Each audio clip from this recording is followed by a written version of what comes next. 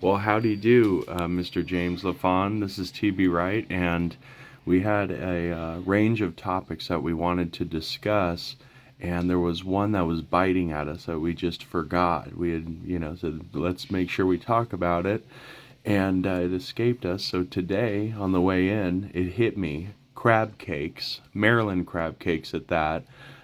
So let's go ahead and we've each got stories on this very thing. So go ahead and take it, James. Well, I'm not a crab cake eater. Most of my Maryland friends love crab cakes. I never cared one way or another. I'll eat it.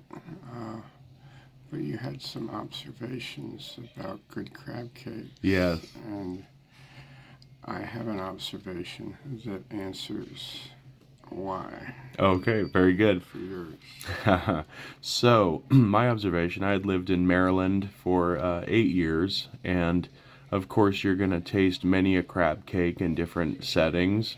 But the one thing I learned is that in D.C., Virginia, Maryland area, your best crab cakes are not gonna come from where you expect, but rather a hole in the wall Chinese restaurant, and it's usually in the inner cities, where you got to really probably a good idea to have situational awareness.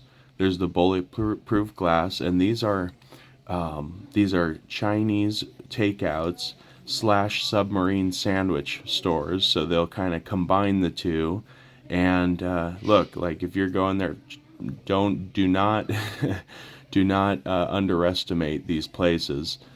So you can get a submarine sandwich with crab cakes, and they are the best crab cakes you can ever get. Just pick one at random. Those I gave you the parameters, and then it's up to you to really taste a Maryland crab cake and all its, all the things they say about it. It's in those hole in the wall Chinese submarine, very much protected and almost like little fortresses in the middle of these inner city, say Baltimore, D.C., that sort of thing. What say you, James? See, I was so East Baltimore is in East Baltimore County. These are in Anne Arundel County, all in the bay. This is where the seafood comes into Maryland. And I worked in East Baltimore supermarkets. And I was being coached by a fellow who liked to fish. So he took me to an island called Cox's Point, which has like a little driveway to get us out on it. And these old fellas fish, and he said, okay, just run around the island while I fish. So, I'm doing as he says, and eventually I'm done running, and I'm doing my 4 exercises on the picnic bench watching him fish. And I don't fish. I don't have the patience for it. And I'm like, what's up with these different kind of fish? How come those fish are getting tossed back in, but the black fella over there, he's keeping those fish that you're throwing back in. What's up with that? And we had a redneck and a hillbilly and me. There's a difference between the two, huh? The redneck and the hillbilly. Yes. So the redneck and the hillbilly, the redneck starts out accusing the hillbilly of eating the carp. And the hillbilly's like, oh no, those black fellas, they're the ones that eat the carp. Okay, not me. So I was like, okay. I go over to a black fella that's fishing, and I bring him over. I want to find out. Yeah. Okay. Your alien anthropologist wouldn't miss an opportunity there. What do you do with these carp? These fellas say that you eat these carp, and of course the redneck and the hillbilly, oh no, we didn't say that. And he's like, oh hell no, I don't eat no carp. Them damn Philippines and Koreans, and they eat the carp. The Philippines and Koreans eat the carp. Yeah. And what do you, so why do you keep them? He said, well, I sell them to those Philippines and Koreans. Okay? Because, and then he gets hush hush because this is a trade secret. He said because they sell them to the crab houses all along the eastern shore as filler for the crab cake. Oh. So the redneck who loves crab imperial almost throws up. He's like, I mean, I've been eating carp. And the old fellow was like, You know, you just switch the A and the R, and you get you could figure it out. Yeah. so it turns out that it was, you know, it was the lower end Asians providing cheap filler for the capitalist Americans to sell for their $50 crab cakes and $60 crab imperial back in the 90s. Wow. So it would make sense that if you went to a Chinese ghetto Yeah. and you ate where they ate, that they're just putting crab in their crab cakes. They're putting crap or carp in their. Crab. Oh, crab. Crab. The Chinese are going to put crab in their crab cakes because Oh. they're selling the carp to the white people Oh. for fillers for their crab cake that then get marked up exponentially. Whoa. So if you get a 2-ounce Chinese crab cake, you're getting 2 ounces of crab meat. Wow. But if you get a 6-ounce American crab cake in Yeah. Baltimore County, you're getting 3 ounces of crab, and you're getting 3 ounces of carp and other stuff. Wow. So my taste buds did me a justice because that's where I got my crab cakes. So I was for the jokes on the Richies.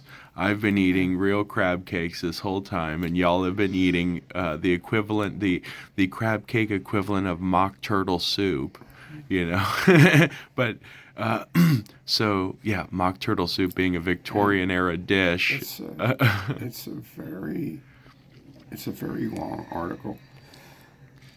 It's like 6,000 words, and it's in the book The Lesser Angels of Our Nature that I wrote in 2010. But it was much longer. It was much longer story than how I did the Cliff Notes version of it. But it was That actually it probably was- could be a book, just was writing that whole industry. That's interesting. It was a part of the book, but it was, you know, it was actually like, it ended up being a whole meeting of all these guys from these different racial and ethnic groups putting their finger down the line. Wow. You know. And then eventually I said, I have a feeling that if we got a hold of a Filipino, you know, then he'd blame this on a Puerto Rican or something. You know, I think the chain is endless. Yeah. The chain of taboo food responsibility. But Wow. it came down to simple economics because it wasn't as simple as like the one guy coming up with the answer. It was really them comparing notes, and they found out that at different times they had sold carp. Yes. Two guys that they also The supply chain, yeah. worked as suppliers for the crab. Yeah. So if you were to trace, take a look at the traceability, you'll find it probably starts right on that dock there. But in terms of, right on the dock there where the black folks are picking it up, knowing full well where that, taking it down the chain and then through to the posh restaurant that you and your missus goes to for quote unquote Maryland crab cakes when you're getting maybe 30% crab and the rest is carp. Yes, and there are better crab places where I'll still eat those, by the way. I don't, besmirch, but there's some maybe not places, for that price point. There's some places that got into, building a brand based on not having adulterated crab cakes. So you can get Yeah. good crab cakes. There's a place called Box Hill Pizzeria Mm. that makes the best crab cakes in Maryland, and they export them across the country. Okay. And I actually sent them to my Eskimo family, and they are huge seafood eaters.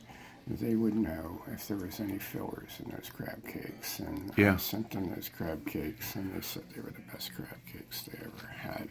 Yeah. But they're very expensive. It's like $50-$60 just for one crab cake. Well, yeah. So you mentioned that they import from elsewhere, and that's actually Well, the crab meat, and I used to work for Carl Greeley, who got first dibs on all seafood that came into the Baltimore area, and he just owned 2 or 3 small grocery stores, but he got first pick because he played golf with the seafood guys.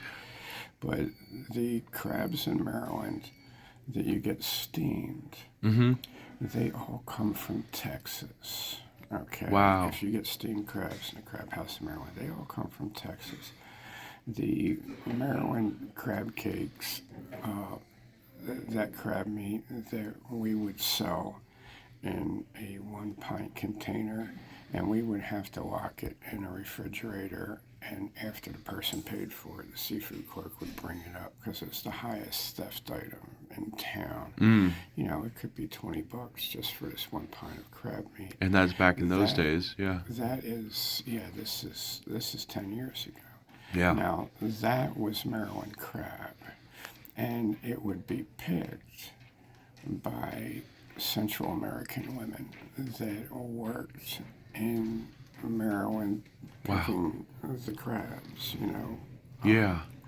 So that was local. So there's all these ethnicities involved in this industry. And I mean, all up and there's down. an association of watermen who have the license and the rights to go harvest the crabs in Maryland, but the Chesapeake Bay, which was the seed farm for the entire North Atlantic, which is where essentially all the seafood fish came from and spawned in the North Atlantic 400 years ago.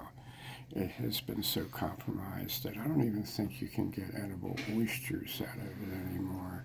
And in 1620, there were so many oyster shells that the Indians had left that you had attempts to build castles and fortifications out of oyster shells. And you in your writings, your fictional writings, such as Sunset Saga, you actually implement oyster shells and clams and what they promenade quite a bit in your given the location. Used as tools. Yes. They were used as tools. Yes. Right. Yeah. So they use it for all numbers of things. Is that right? Yes.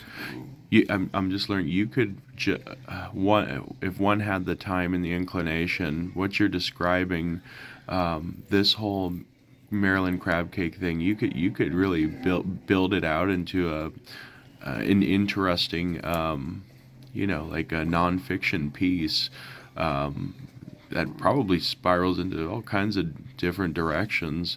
But yeah, that's and the other thing I'm learning here in this interview, aside from the crab cakes, is that you had mentioned in a previous interview that you were sort of the information guy in Baltimore. You'd walk around and you'd be like a lightning rod. People just know, just by looking at you, one glance that you're the guy that knows where everything is. You're a local native. Well, it was mass transit.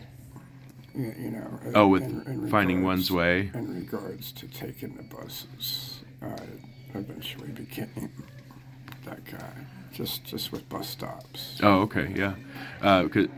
Well, it strikes me you were out on foot quite a bit, and you figured out the whole deal behind these crab cakes, like just by chatting someone up, by keeping your eyes open, and there's some random bit of information that may be of use to you listeners. I know it veers kind of away from our writing exploits and boxing and whatnot, but nevertheless, really fascinating stuff. And did you want to add anything there? Eventually, Big Rich got sick of fishing, and he liked to go to strip clubs. So instead of having me run around the island while he fished, he dropped me off 4 miles from the strip club. And he said, "I'll have a cold beer waiting for you. See ya." Yeah, there you go. It's a good way to end it. Well, James, it's been a pleasure.